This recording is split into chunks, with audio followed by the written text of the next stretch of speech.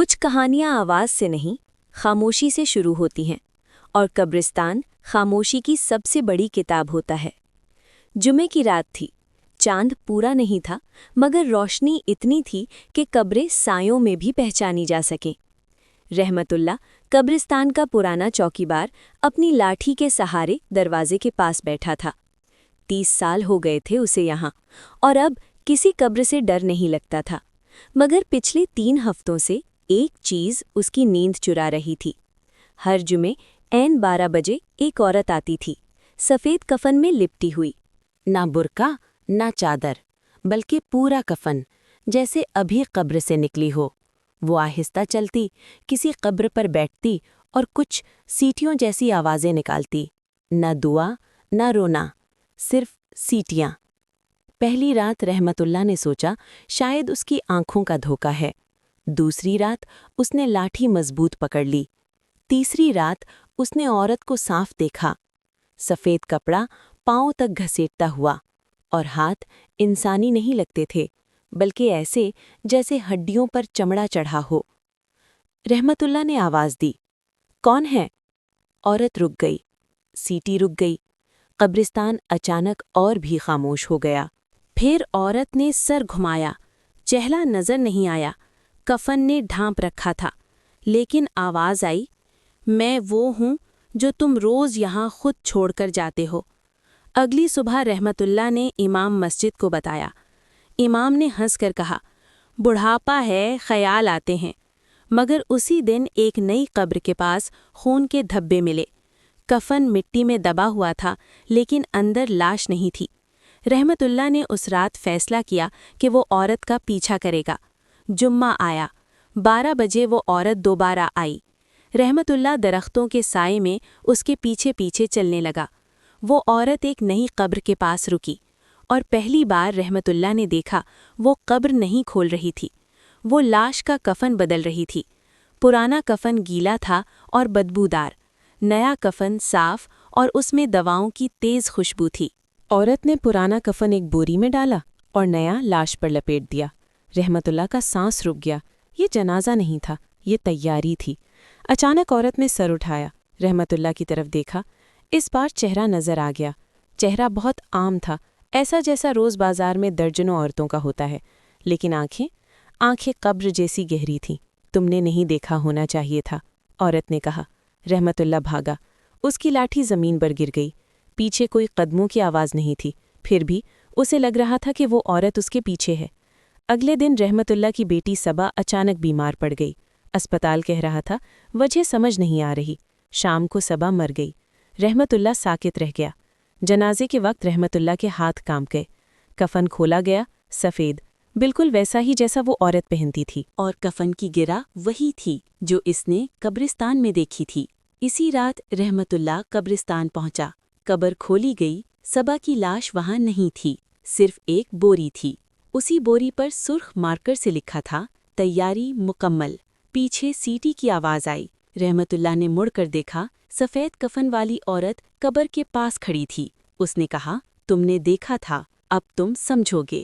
رحمت اللہ کی چیخ قبرستان کی دیواروں سے ٹکرا کر واپس لوٹ آئی، مگر کوئی انسان اس چیخ کا گواہ نہیں تھا۔ سفید کفن والی عورت خاموش کھڑی رہی، نہ اس کے ہاتھ ہلے، نہ چہرے پر کوئی تاثر آیا، بس سیٹی کی آواز آہستہ آہستہ دوبارہ شروع ہو گئی۔ میری بیٹی واپس کرو، رحمت اللہ کی آواز ٹوٹ رہی تھی۔ عورت نے آسمان کی طرف دیکھا اور کہا، جو ایک بار روانہ ہو جائے وہ واپس نہیں آتا، صرف بھیجا جاتا ہے۔ کہاں؟ رحمت اللہ چیخا۔ عورت نے جواب نہیں دیا، وہ مڑی اور قبروں کے بیچ غائب ہو گئی۔ اگلی صبح رحمت اللہ نے پولیس کو سب کچھ بتا دیا۔ افسر نعمان نے پہلے تو یقین نہ کیا، لیکن جب قبر کھولی گئی اور لاش نہ ملی تو اس کا چہرہ بدل گیا۔ یہ پہلی بار نہیں، نعمان نے فائل کھولتے ہوئے کہا، پچھلے 6 ماہ میں 6 لاشیں غائب ہو چکی ہیں، سب اسی قبرستان سے۔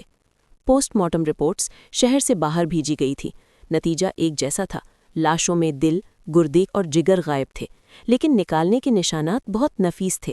یہ کوئی درندہ نہیں تھا، یہ پیشہ ور تھے۔ نعمان میں قبرستان کے نقشے پھیلائے۔ غائب ہونے والی ہر قبر ایک خاص لائن میں ہے، اس نے کہا۔ رحمت اللہ نے کانپتی انگلی سے نقشے پر نشان لگایا۔ یہ سب उसी जगह से शुरू हुआ था जहां वो औरत हर जुमा बैठती थी। उसी रात पुलिस ने खामोश निगरानी शुरू की। 12 बजे वही हुआ जिसका डर था।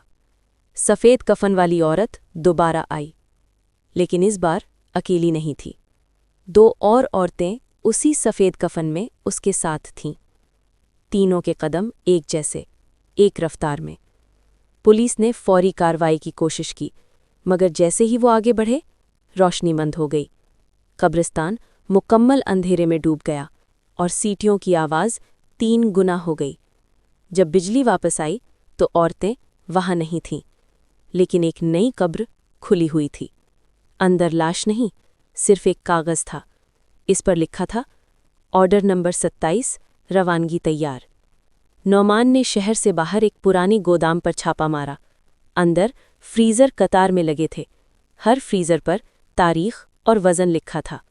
ये लाशें नहीं थीं, ये खेप थी। रहमत अल्लाह गोदाम के एक कोने में खड़ा कांप रहा था। एक फ्रीज़र खोला गया। अंदर सबा का नाम लिखा था, मगर जिस्म अधूरा था। रहमत अल्लाह घुटनों के बल गिर पड़ा। उसी लम्हे सीटी की आवाज़ आई। पुलिस ने मुड़कर देखा, सफ़ेद कफन वाली औरत दरवाजे पर खड़ी थी। उसने कहा, तुम लोग देर से आए हो, सामान पहले ही रवानगी पर है। नौमान ने बंदूक उठाई। रुको, उसने चिल्लाया। औरत ने मुस्कुराकर कहा, हम रुकने के लिए नहीं, बदलने के लिए होते हैं। औरत ने कफन हटाया। नीचे कोई एक चेहरा नहीं था। 3 मुख्तलिफ चेहरे एक के बाद एक सामने आए, सब आम, सब भूल जाने वाले। उसने कहा, हम नाम नहीं होते, हम ज़रूरत होते हैं। छत पर हेलीकॉप्टर की आवाज़ आई, लेकिन नीचे औरतें ज़मीन में बने एक खुफिया दरवाजे से गायब हो गईं। सुरंग अंधेरे में डूब गई। सुरंग के आखिर में समंदर था। एक जहाज़ खामोश खड़ा था। कंटेनर्स भरी हुई थीं।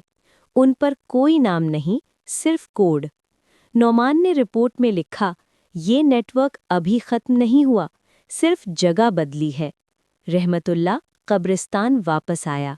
सीटी की आवाज़ अब भी कभी कभार सुनाई देती थी।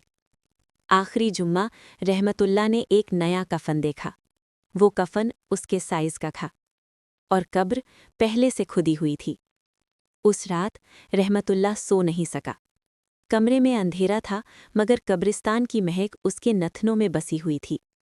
बार बार उसे लगता कि कोई सीटी खिड़की के बाहर हवा में घुली हुई है।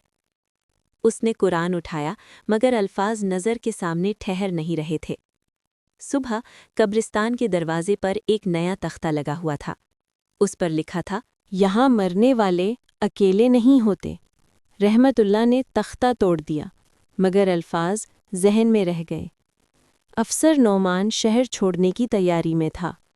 ऊपर से हुक्म आया था, केस बंद करो और फाइल मुंतकिल करो।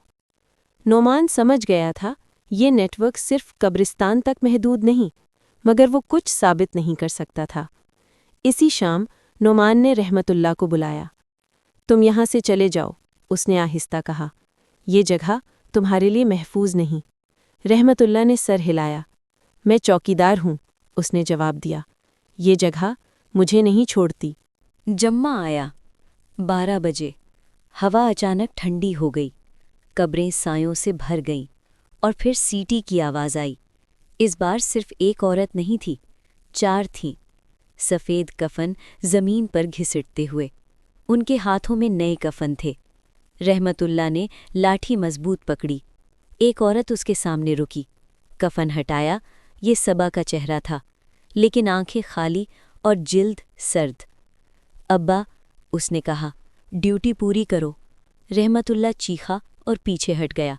तुम मेरी बेटी नहीं हो। औरत ने मुस्कुराकर कहा, लाशें याद नहीं रखती, सिर्फ काम। कब्रों के दरमियान ज़मीन हिलने लगी। वही खुफिया सुरंग दोबारा खुल रही थी। अंदर से ट्रॉलियों की आवाज़ आने लगी। रहमतुल्लाह ने वो फैसला किया जो कोई बाप नहीं करना चाहता। उसने सुरंग के अंदर पेट्रोल उंडेल दिया। सीटी रुक गई। औरतें एक लम्हे को खामोश हो गईं। अगर तुमने आग लगाई, एक आवाज़ आई, तो सब जल जाएगा। रहमतुल्लाह ने कहा, हाँ, सब। माचिस जलाई गई, आग सुरंग में दौड़ गई। चीखें अंधेरे में घुल गईं, कफन शोलों में जलने लगे। आग के दरमियान एक औरत बाहर निकली। उसका चेहरा जल चुका था। उसने कहा, हम ख़त्म नहीं होते, हम शक्ल बदलते हैं। और फिर वो ज़मीन में दोबारा डूब गई। सुबह कब्रिस्तान राख में बदल चुका था। सरंग ढह चुकी थी, फ्रीज़र पिघल चुके थे, लाशें हमेशा के लिए दफन हो गई थीं। रहमतुल्लाह उसी जगह बैठा रहा जब तक सूरज निकल आया। वो ना रोया ना बोला। चंद दिन बाद रहमतुल्लाह मर गया। कहा गया दिल का दौरा, मगर कब्रिस्तान के लोग कुछ और कहते थे। उसकी कब्र सबसे आखिरी कोने में बनी, बगैर किसी तख्ते के। पहली जुम्मे की रात नए चौकीदार ने एक सीटी सुनी। उसने देखा एक सफ़ेद कफन कब्रों के बीच आहिस्ता आहिस्ता चल रहा था। कफन का साइज़ रहमतुल्लाह जैसा था और कब्रिस्तान फिर खामोश हो गया, लेकिन मुकम्मल नहीं। कहानी का इख्तिताम। सफ़ेद कफन वाली औरत मुकम्मल। नतीजा, नेटवर्क जल गया मगर नज़रिया जिंदा रहा। खौफ ने नया चेहरा पहन लिया।